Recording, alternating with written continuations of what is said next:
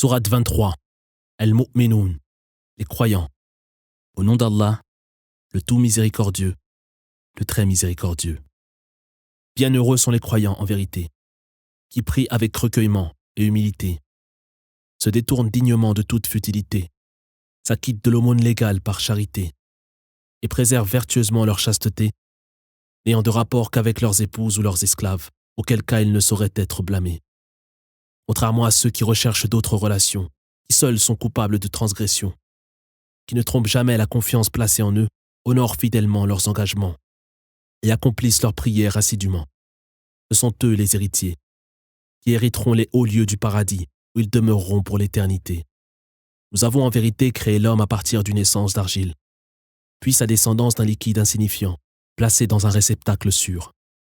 Nous faisons ensuite de ce liquide un corps s'accrochant à la matrice, puis de ce dernier une masse de chair, au sein de laquelle se forme le squelette, que nous revêtons finalement d'une masse musculaire, avant d'en faire une créature différente. Béni soit Allah, le Créateur par excellence. Vous serez ensuite appelés à mourir, avant d'être rendus à la vie le jour de la résurrection. Nous avons créé au-dessus de vous 7 cieux superposés. Nous ne sommes jamais inattentifs à la création. Nous faisons descendre du ciel, dans une juste proportion, une eau que nous maintenons sous terre et que nous pourrions très bien faire disparaître. Par cette eau, nous faisons surgir de terre pour vous des palmeraies, des vignobles produisant toutes sortes de fruits dont vous vous nourrissez, ainsi qu'un arbre qui pousse sur le mont Sinaï et qui donne une huile dont vous vous enduisez le corps et dans laquelle vous trempez votre pain. Vous avez en vérité dans les bestiaux matière à méditer. Nous vous abreuvons de ce qui se trouve à l'intérieur de leur corps. Vous en tirez bien d'autres avantages encore et vous vous nourrissez de leur chair. Ils vous servent également de monture sur terre, de même que les vaisseaux vous transportent en mer. Nous avons en vérité envoyé Noé à son peuple, auquel il dit « Mon peuple, adorez Allah, vous n'avez d'autre divinité que lui. Allez-vous donc finir par le redouter ?»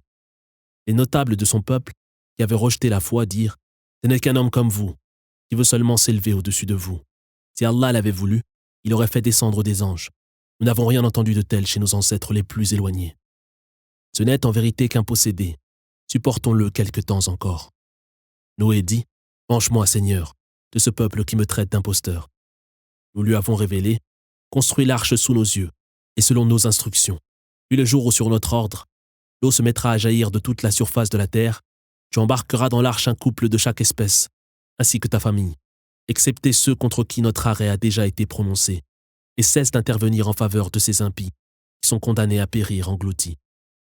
Lorsque tu auras pris place dans l'arche avec ceux qui t'accompagnent, tu diras « Louange à Allah qui nous a sauvés de ce peuple impie. » Tu diras aussi « Seigneur, fais-nous débarquer en une terre bénie, car toi seul peux nous faire arriver à bon port. » Voilà assurément des signes. C'est ainsi que nous mettons les hommes à l'épreuve. Nous avons à leur suite suscité un autre peuple, auquel nous avons envoyé l'un des leurs comme messager, qui leur dit « Adorez Allah, vous n'avez d'autre divinité que lui. Allez-vous donc finir par le redouter ?» Les notables de son peuple, qui avaient rejeté la foi et renié la rencontre d'Allah dans l'au-delà, et que nous avions fait vivre dans le faste ici-bas, dirent « Ce n'est là qu'un homme comme vous, qui mange ce que vous mangez et boit ce que vous buvez. Si vous obéissez à un homme comme vous serez certainement perdu. Vous annonce-t-il qu'une fois mort et vos os réduits en poussière, vous serez rendu à la vie? Impensable, impensable, qu'une telle menace puisse se réaliser. Il n'y a rien après la mort. Une génération disparaît, une autre naît. Nous ne serons jamais ressuscités. Ce n'est qu'un homme qui forge des mensonges en les attribuant à Allah. Jamais nous ne le croirons. » Le messager implora « Venge-moi, Seigneur, de ce peuple qui me traite d'imposteur. » Allah répondit « Ils ne vont pas tarder à le regretter. » Ils furent donc foudroyés, châtiment amplement mérité. Nous les avons réduits à l'état de débris charriés par les torrents. Que les impies soient donc emportés. Nous avons à leur suite suscité d'autres communautés. Nul peuple n'est en mesure d'avancer ou de reculer le terme qui lui est assigné. Nous avons ensuite envoyé nos messagers les uns à la suite des autres. Chaque fois qu'un messager était suscité à son peuple, ce dernier le traitait d'imposteur. Nous avons donc anéanti les peuples impies les uns après les autres, ne laissant d'eux que le récit de leur destruction, que les mécréants soient donc emportés. Puis nous avons envoyé Moïse et son frère Aaron, assistés de nos signes, et de preuves d'une grande clarté, à Pharaon et aux grands d'Égypte, qui, poussés par l'orgueil, les ont rejetés avec fierté. Ils dirent « Allons-nous croire en 2 hommes comme nous, dont le peuple nous est asservi ?» Pour les avoir traités l'un et l'autre de menteurs, ils furent anéantis. Nous avons confié à Moïse les Écritures, afin que son peuple soit guidé. Nous avons par ailleurs fait du fils de Marie et de sa mère un signe, et leur avons tous deux donné refuge sur une colline accueillante et baignée d'eau vive. Messagers, choisissez les nourritures les plus pures et accomplissez les œuvres les plus vertueuses. Je sais parfaitement ce que vous faites. Telle est votre religion, la seule véritable religion, et je suis votre Seigneur. Craignez-moi donc. Et leurs adeptes se sont ensuite divisés en sectes, chacune satisfaite de la voie qu'elle a adoptée, persuadée de détenir la vérité. Laisse-les donc quelque temps à leur égarement. Croient-ils que les richesses et les enfants que nous leur accordons ici-bas soient un avant-goût des bienfaits qu'ils recevront dans l'au-delà? Non, mais ils ne savent pas qu'il s'agit simplement d'une épreuve. Quant à ceux qui sont remplis de crainte envers leur Seigneur et croient fermement en ses signes et aux versets qu'il a révélés, ceux qui se gardent de lui associer de fausses divinités et accomplissent de bonnes œuvres, tout en appréhendant de comparaître devant leur Seigneur sans avoir suffisamment œuvré pour être sauvés. Voilà ceux qui s'empressent vers les bonnes actions. Ils sont les premiers à réaliser. Nous n'imposons à une âme que ce qu'elle peut supporter. Auprès de nous se trouve un livre qui énonce la vérité, sans que nul ne soit lésé. Or, les mécréants accueillent cette vérité avec insouciance et indifférence, ajoutée à d'autres péchés, qu'ils ne manqueront pas de perpétrer. Mais lorsque nous châtierons ceux d'entre eux qui vivaient dans l'opulence, ils crieront au secours. Inutile aujourd'hui de crier au secours. Nul ne pourra vous mettre à l'abri de notre châtiment. Lorsque mes versets vous étaient récités, vous préfériez vous en détourner, tirant fierté d'être les gardiens du sanctuaire, autour duquel vous passiez pourtant vos soirées, prononcer des paroles impies et à rejeter la vérité. N'ont-ils pas médité la parole d'Allah, bien leur est-il venu une religion différente de celle reçue par leurs ancêtres les plus éloignés? Bien connaissent-ils si peu le messager qui leur a été renvoyé pour le renier? Ou alors prétendent-ils qu'il est possédé? Non, il a seulement apporté la vérité. La plupart d'entre eux ont en horreur la vérité.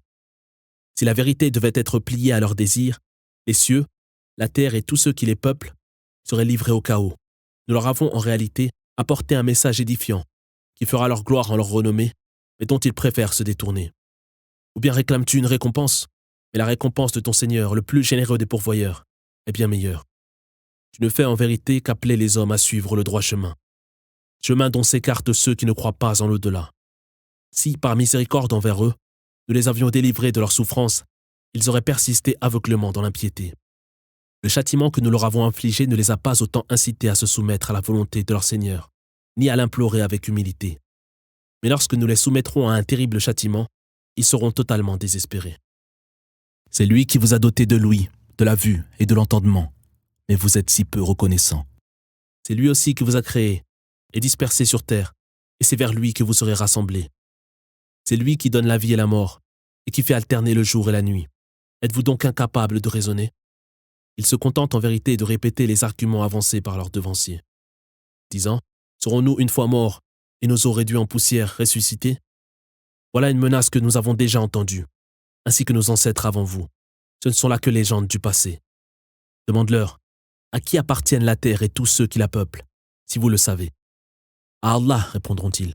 Dis-leur, ne réfléchissez-vous donc pas? Demande-leur, qui est le Seigneur des 7 cieux et le maître du trône glorieux? C'est Allah, reconnaîtront-ils.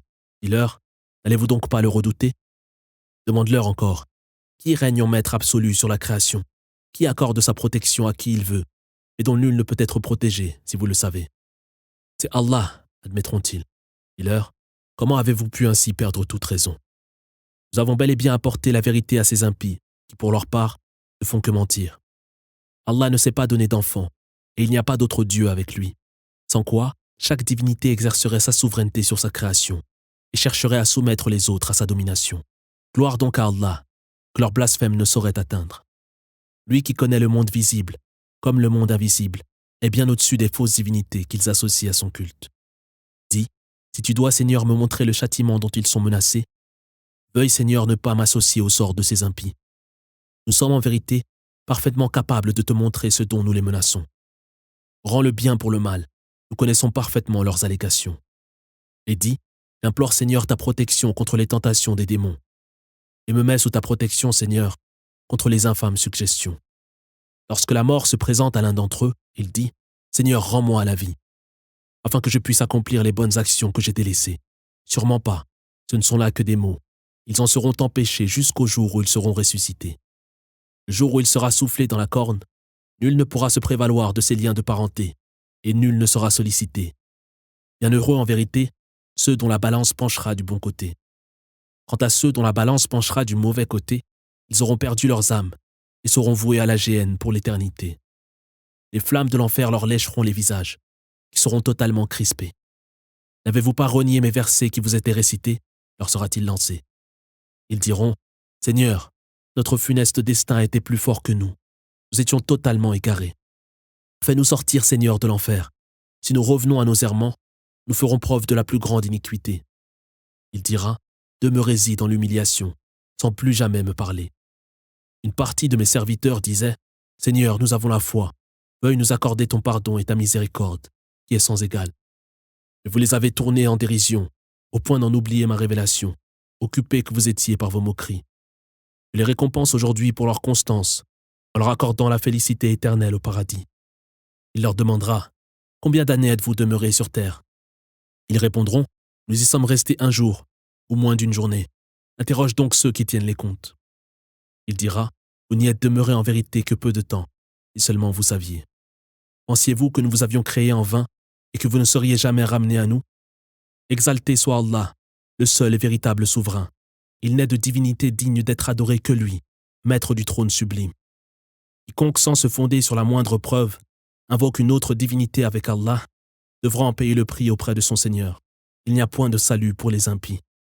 Dis, veuille Seigneur m'accorder ton pardon et ta miséricorde, qui dépasse toute miséricorde.